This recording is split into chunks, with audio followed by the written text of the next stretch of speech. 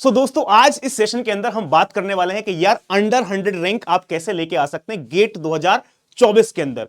यार बहुत सारे बच्चों का कहीं ना कहीं ये सपना होता है कि हमारी रैंक अंडर 100 आ जाए, यानी गेट के एग्जाम में।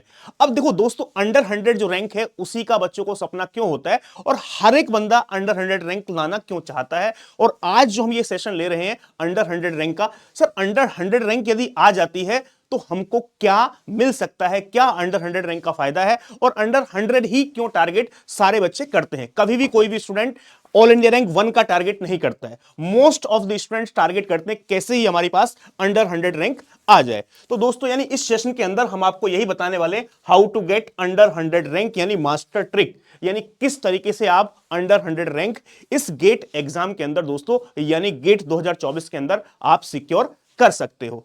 तो सबसे पहला क्वेश्चन यहां पे आता है कि अंडर 100 रैंक ही क्यों, सर ये अंडर 100 रैंक का ही सेशन क्यों बनाया गया है। तो मैं आपको बताऊं यार, यदि दोस्तों आपकी रैंक अंडर 100 आती है तो आप एमटेक के लिए यानी एलिजिबल हो किसी भी आईआईटी से, यानी टॉप 7 आईआईटीज और आईएससी बैंगलोर, यानी किसी भी आईआईटी से आप क्या कर सकते हो दोस्तों, या आईएससी बैंगलोर से क्या कर सकते हो, मास्टर्स कर सकते हो। पहला फायदा आपको अंडर 100 रैंक लाने का यह है, यानी डायरेक्ट आपका एडमिशन हो जाएगा, यानी सारे आईआईटीज में और आईएससी बैंगलोर में आपको अलग से यानी कोई टेस्ट देने की जरूरत नहीं है, कोई भी इंटरव्यू देने की आपको दोस्तों कोई जरूरत नहीं है। इसके अलावा मैं बात करूं, यदि आपकी अंडर 100 रैंक आती है तो यार पीएसयूज के लिए हमारे पास मोस्ट ऑफ द पीएसयू, जितनी भी पीएसयूज यानी हर साल वैकेंसी निकालती हैं, उसमें आपके इंटरव्यू कॉल आ जाएगी। और गेट का स्कोर कार्ड जो होता है वो 85%, यानी जो वेटेज होता है 85% होता है, 15% इंटरव्यू का होता है। और यदि आपकी रैंक अंडर 100 है तो 100% आपका पीएसयूज के अंदर दोस्तों सिलेक्शन हो ही जाएगा, उसमें कोई दो राय वाली बात नहीं। इंटरव्यू में थोड़े मार्क्स आपके कम भी रहते हैं, तब भी आपका सिलेक्शन हो जाएगा, बिकॉज आपका जो रैंक है वो अंडर 100 है और 85% वेटेज यानी दोस्तों गेट स्कोर का रहता है और 15% हमारे पास इंटरव्यू का रहता है। अब बहुत सारे बच्चों का यार सपना यह भी होता है, उनको बार्क के अंदर जाना होता है, ठीक है, रिसर्च सेंटर के अंदर जाना होता है। तो यदि आपकी रैंक अंडर 100 है तो यानी बार्क में जो जाने का सपना है वो भी आपका दोस्तों पूरा हो जाएगा, यानी बार्क डायरेक्ट आपको इंटरव्यू के लिए कॉल करेगा, सीधा आपका इंटरव्यू होगा और वहां से दोस्तों आपका सिलेक्शन हो जाएगा। इसके अलावा यानी आप डीआरडीओ के अंदर भी जा सकते हो यदि आपकी रैंक अंडर 100 है।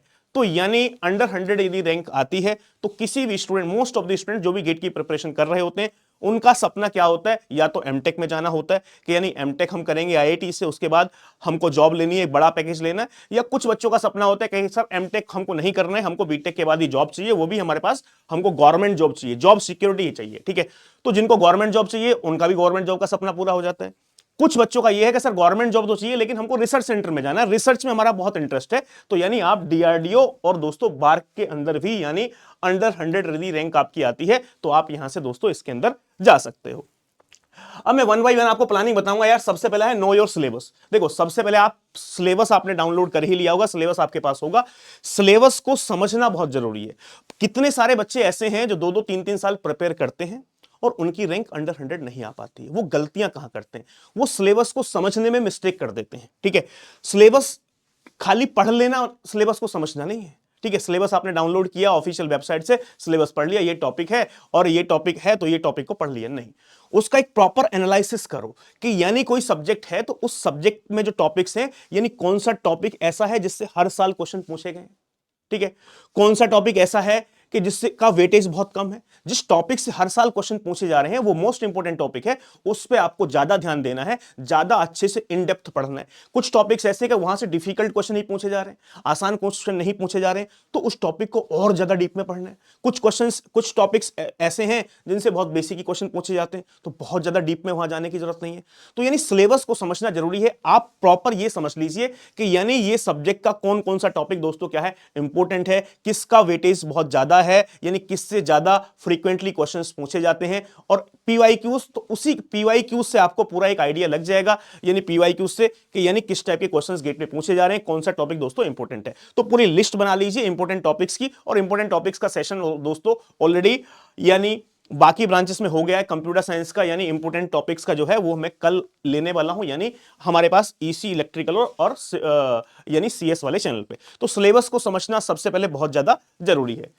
इसके बाद नो योर टाइम। देखो टाइम अभी बहुत कम बचा है, तो इस टाइम को आपको बहुत अच्छे से यूटिलाइज करना है, ठीक है। जैसे कि मान लो अभी हम बात करें, दिसंबर अभी पड़ा हुआ है, जनवरी अभी पड़ा हुआ है, तो 2 महीने के आसपास मान लो, या 65 डेज के आसपास यदि आपके पास है, तो उन 65 डेज को आपको कैसे दोस्तों क्या करना है, यूटिलाइज करना है। यानी आप अपने स्कोर को कैसे अंडर 100 रैंक में बदल सकते हो। यदि आपके 1000 रैंक अभी आने वाली है, तो उसको कैसे आप अंडर 100 में बदल सकते हो। तो टाइम आपको नोट कर लेना है कि आज से आपके पास 65 डेज का ही टाइम है, 65 दिन का टाइम है। उस 65 दिन में ही आपको अपनी रैंक 1000 से कहां लेके जानी है, अंडर 100 लेके जानी है।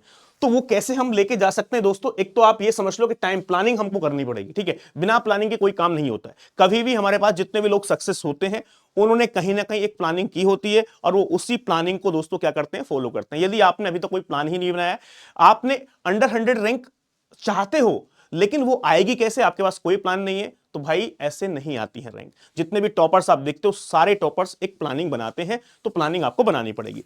तो पहला क्या है, जितना भी टाइम दोस्तों बचा हुआ है, ठीक है, उस टाइम को बहुत अच्छे से आपको क्या करना है, यूटिलाइज करना है, ठीक है। दूसरी बात, आवर्स की मैं बात करूं, कितने घंटे अभी आपको पढ़ना है, मिनिमम मैं बोलूंगा, जितने अभी 65 डेज बचे हुए, मिनिमम कम से कम 8 घंटे पढ़ना है।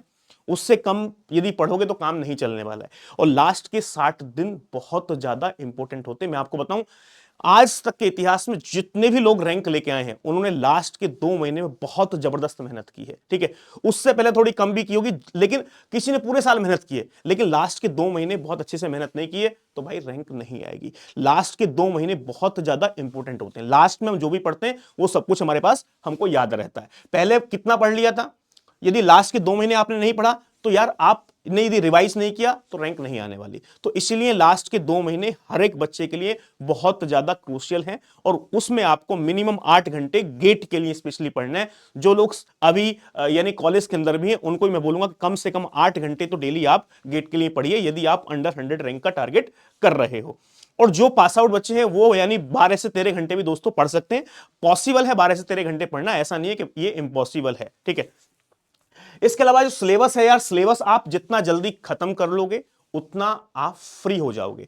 फिर उसके बाद आप क्या कर पाओगे, रिवीजन कर पाओगे और टेस्ट सीरीज दे पाओगे। तो मैं बोलता हूं यार, मैक्सिमम आप 15 दिसंबर तक अपना सिलेबस कंप्लीट कर लो। उससे ज्यादा यानी 15 दिसंबर के बाद नया टॉपिक पढ़ने की बिल्कुल भी कोशिश मत कीजिए। जो आपने पढ़ लिया है, उसको ही आपको क्या करना है, रिवाइज करना है, उसके टेस्ट देने हैं। तो सिलेबस आपका 15 दिसंबर तक कंप्लीट हो जाना चाहिए।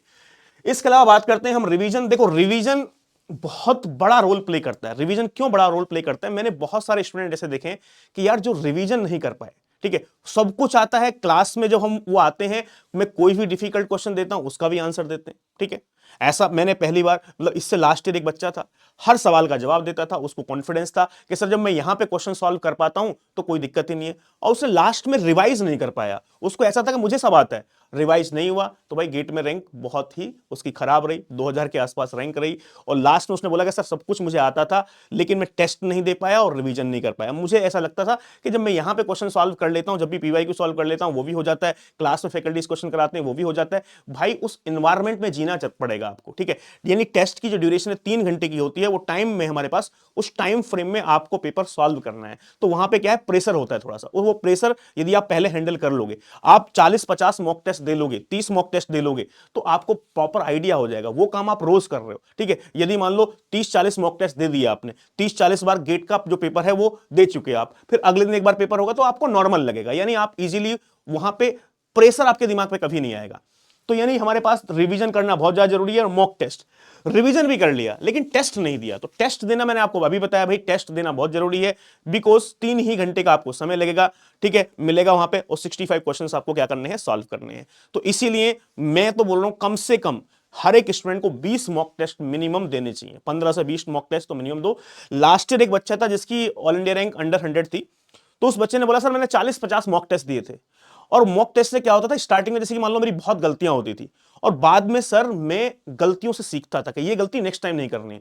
और लास्ट में आते आते ऐसा हो गया कि मैं जितने क्वेश्चन सॉल्व करता था, उतने ही क्वेश्चन राइट होते थे। यानी मेरा एक भी नेगेटिव क्वेश्चन नहीं होता था। जब मैंने गेट का एग्जाम दिया तो सेम एज इट इज हुआ, यानी मेरा कोई भी नेगेटिव मार्क्स नहीं आया, यानी एक भी सिंगल क्वेश्चन गलत नहीं हुआ। ये मैंने कहां से सीखा, ये सिर्फ मॉक टेस्ट से सीखा। तो मॉक टेस्ट है, आप अपनी जो गलतियां करते हो, वो गलतियां यहां से दोस्तों यानी जो गलती आप करते हो तो अगले टेस्ट में वो गलती नहीं करोगे। तो लिख लो कि भाई क्या क्या मिस्टेक हो रही है, आप कैलकुलेशन मिस्टेक हो रही है, या आप कंसेप्ट यानी भूल जा रहे हो, या क्या दिक्कत है कि यानी आपके मार्क्स वो नेगेटिव में जा रहे हैं। तो नेगेटिव में आपको नहीं जाना है। मान लो आपने 80 क्वेश्चन सॉल्व किए, मतलब मान लो आपने 80 नंबर का पेपर सॉल्व किया, ठीक है, लेकिन उसमें से 30 नेगेटिव हो गया, ठीक है, तो गड़बड़ हो जाएगी भाई सारी। तो नेगेटिव मार्क्स आपको कम से कम रखना है कि आप जब क्वेश्चन सॉल्व करो तो कम से कम क्वेश्चंस आपके गलत होने चाहिए। एक दो क्वेश्चन गलत हो, ऐसा नहीं कि 20 क्वेश्चन गलत हो रहे हैं, 15 क्वेश्चन गलत हो रहे हैं, तो आपकी रैंक बहुत ज्यादा नीचे चली जाएगी। वो कहां से आपको आइडिया मिलेगा? वो दोस्तों मिलेगा आपको मॉक टेस्ट से, ठीक है।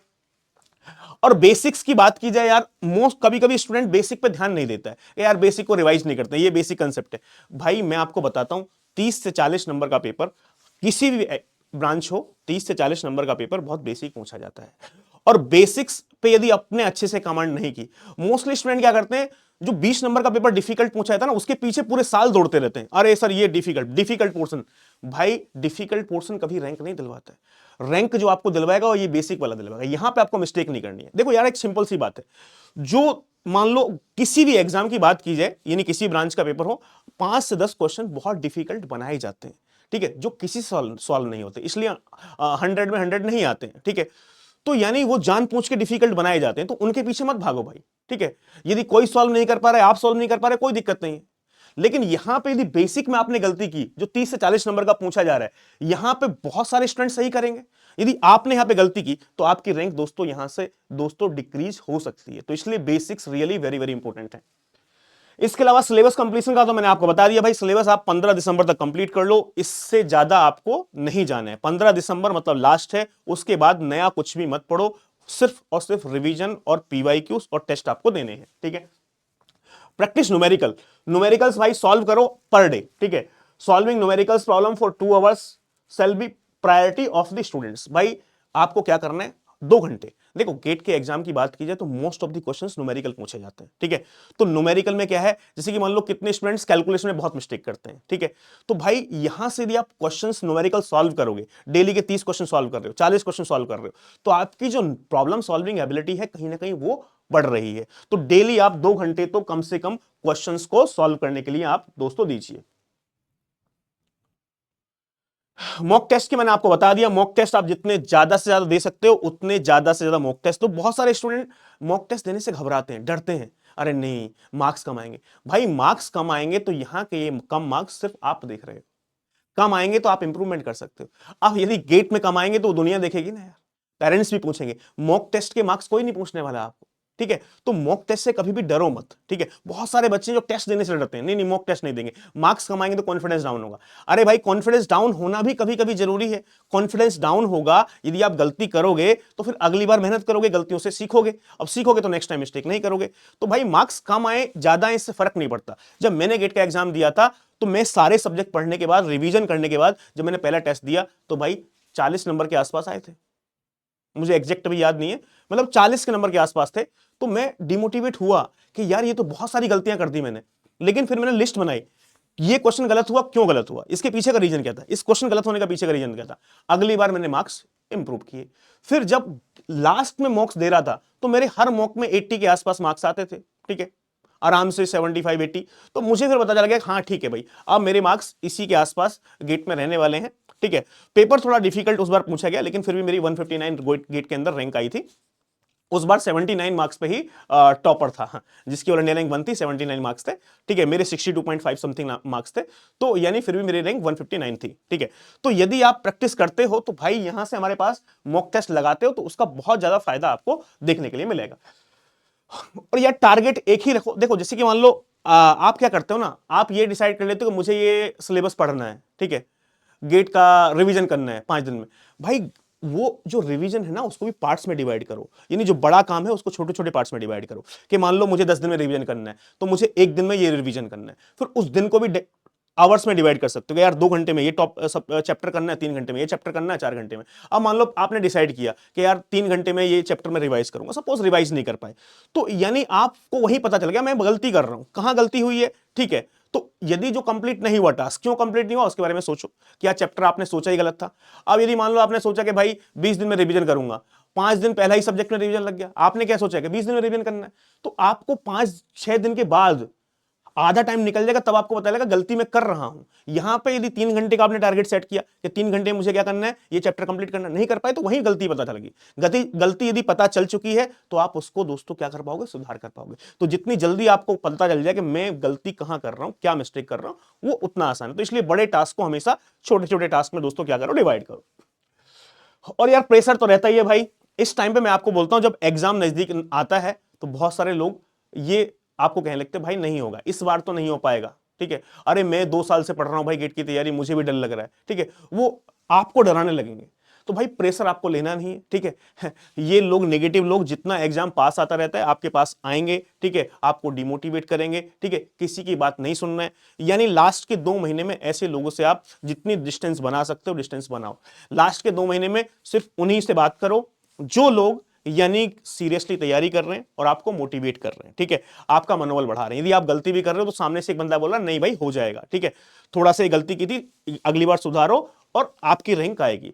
तो जो नेगेटिव लोग हैं भाई उनसे थोड़ा सा इस समय आपको बिल्कुल दोस्तों क्या रहना है, दूर रहना। मैं तो बोल रहा हूं कि भाई लास्ट के 2 महीने में यदि आपका फेसबुक अकाउंट हो भाई डीएक्टिवेट कर दो, ठीक है, फेसबुक का टाइम जो इंस्टा पे टाइम आपका जा रहा है उसको बंद कर दो। मैं कह रहा हूं भाई टेलीग्राम भी बंद कर दो, व्हाट्सएप भी बंद कर दो। लास्ट के 2 महीने में ये सब चीजें बंद कर दो, इन सब से बाहर आओ, ठीक है, और सिर्फ पढ़ाई पे फोकस करो। और उसके बाद क्या है ना, यदि मान लो 3 घंटे पढ़ने के बाद आप अपने किसी दोस्त से बात कर सकते हो जो गेट की ही तैयारी कर रहा हो, उससे बात कर सकते हो, फोन पे बात कर लो, ठीक है।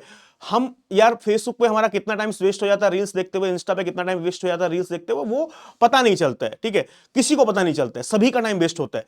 तो यदि होगा ही नहीं वो ऑप्शन तो टाइम वेस्ट नहीं होगा। तो 3 घंटे के बाद यदि आप मान लो बोर हो गए या दिमाग थोड़ा सा थका थका सा लग रहा है तो आप अपने दोस्त से बात कर सकते हो, ठीक है, 2 मिनट 3 मिनट 4 मिनट, बात समझ रहे हैं। तो ये सब चीजें भाई मैं बोल रहा हूं 2-3 महीने के लिए ये सब बंद कर दो, फेसबुक और जो भी इंस्टा और जो भी आप ये टेलीग्राम व्हाट्सअप सब चीजें अनइंस्टॉल कर दो और अपना सिर्फ और सिर्फ पढ़ाई पे क्या करो दोस्तों, फोकस करो, ठीक है।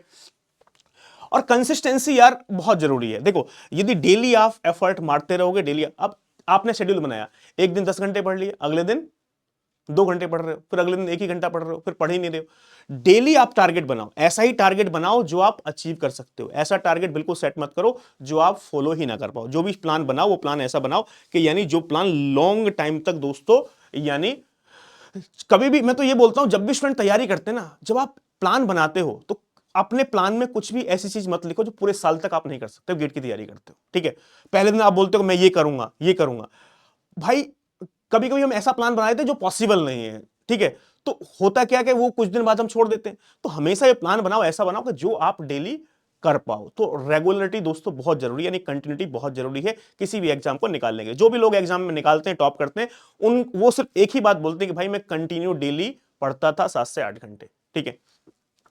इसके बाद हमारे पास टेबल ऑफ सक्सेस की बात की जाए, यहां पे आप ये भी लिस्ट बना लो भाई। देखो सब्जेक्ट के शॉर्ट नोट्स जरूर बनाओ, ठीक है, बिकॉज लास्ट टाइम पे आप शॉर्ट नोट्स से ये रिवीजन कर पाओगे, because full length notes 400 page का होगा, वो रिवाइज नहीं कर पाओगे, आपको कंफ्यूजन होगा क्या रिवाइज करूं। तो हर एक सब्जेक्ट का आपको शॉर्ट नोट्स बनाना है। जैसे कि मान लो ये लिस्ट हो गई, ये सब्जेक्ट ए है, क्लास आपने पढ़ लिए है यहाँ पे, ठीक है, हैंड रेटेड नोट्स आपका रेडी है, पीवाईक्यूज आपने सॉल्व कर लिए, न्यू क्वेश्चंस आपने सॉल्व कर लिए हैं, यहाँ पे बुक के क्वेश्चंस आपने सॉल्व कर लिए हैं, जो हमारे पास स्टैंडर्ड बुक्स हैं उनके क्वेश्चंस भी आप सॉल्व कर लो। वैसे तो यानी सुपर 1500 में most of the faculty standard book के क्वेश्चंस क्या करा रही है दोस्तों, सॉल्व करा रही है, ठीक है। इसके अलावा रिवीजन यहां से आपका हो गया। रिवीजन 2 बार लिखा है, बिकॉज मिनिमम आपको 2 बार रिवीजन करना ही करना है यदि आप चाहते हो कि आपकी रैंक अंडर 100 आए। इसके अलावा आपका टेस्ट सीरीज यहां से डन हो गई है, सारे टेस्ट हो चुके हैं। इसके अलावा शॉर्ट नोट्स, तो ये लिस्ट बनाओ, तो यहां से आपको पता चलता रहेगा। ये आपको लिस्ट सारे सब्जेक्ट के लिए बनानी, क्लास होगी तो यहां पर राइट कर दो, जो नहीं हुआ है वो क्रॉस कर दो। तो आपको एक प्रॉपर यानी ये प्लानिंग है, आपको पता चलता रहेगा हाँ कहां कौन सा टॉपिक नहीं हुआ है, तो इसको मुझे यार रिवाइज करना है, या इस सब्जेक्ट के पीवाईक्यू सॉल्व करने हैं, या इस सब्जेक्ट का शॉर्ट नोट्स पढ़ना रह गया। तो ये एक लिस्ट बना लो और जो काम नहीं हुआ है उसको दोस्तों अभी करना स्टार्ट कर दो। फॉलो योर टीचर्स, यार जो टीचर्स से आप पढ़ रहे हो, ठीक है, देखो यार टीचर्स तो हमेशा ये चाहते हैं कि सारे ही बच्चों की रैंक आए और स्ट्रिक्ट रहो। कभी कभी होता है क्या ना, लास्ट टाइम में हमने जो पढ़ा है उस पर हमको डाउट होने लगता है कभी कभी बच्चों को कि यार क्या हमने पढ़ा है वो सही पढ़ा है या हमको कहीं और से पढ़ना चाहिए।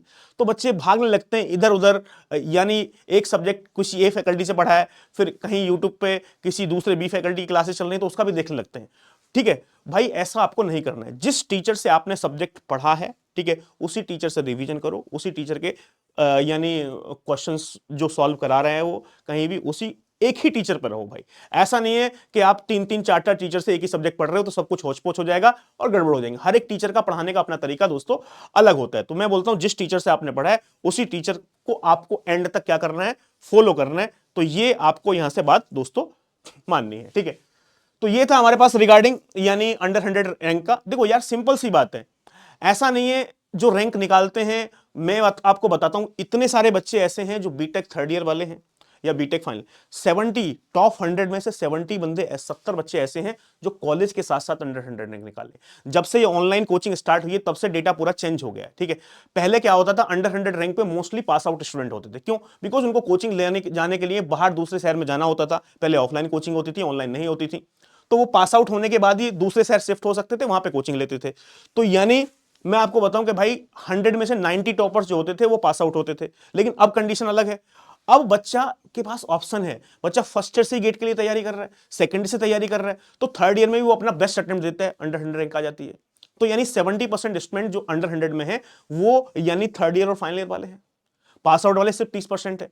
बिकॉज रीजन क्यों है? रीजन ये है कि पहले से तैयारी कर रहे हैं, बेस्ट शॉट दे देते हैं। यानी पास आउट होने के बाद अलग से आपको कहीं शिफ्ट होना, तैयारी करना, वो अब नहीं है। बिकॉज ऑनलाइन की जब से सपोर्ट आई है। तो यार ऑनलाइन कोचिंग, हमारे जमाने में ऑनलाइन कोचिंग नहीं थी, ठीक है, तो हमको बहुत डिफिकल्टी फेस करनी पड़ती थी, हमको 1 साल का गैप लेना पड़ता था तैयारी करने के लिए। लेकिन अभी आपको गैप लेने की कोई जरूरत नहीं है यदि आपने पहले से स्टार्ट कर दिया था, ठीक है। तो thank you so much, bye bye.